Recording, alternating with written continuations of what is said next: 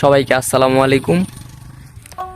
আমরা আসলে একটা জায়গায় এই ঠিক বিকালবেলা ঘোরার জন্য আসছি। তো আপনারা দেখতে পাচ্ছেন আসলে খুব সুন্দর মনোরম পরিবেশ এবং নিরিবিলি একটা জায়গা।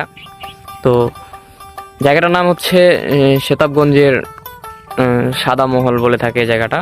তো সাদা মহলের খুব নিকটেই এই জায়গাটা অবস্থিত। তো আপনারা আসলে আসতে পারেন, জায়গাটা দেখেন, অনেক সুন্দর একটা জায়গা। হ্যাঁ, খুব সুন্দর ভিউ। এই দেখেন, আসলে একটা নদীর পাশে খুব সুন্দরভাবে এই জায়গাগুলো বাধাই করা হয়েছে, যার কারণে অনেক সুন্দর লাগতেছে জায়গাটা। দেখেন আপনারা, ঠিক আছে। এই যে বন্ধুরা, আপনারা দেখতে পাচ্ছেন খুব সুন্দর একটা জায়গা। দেখুন,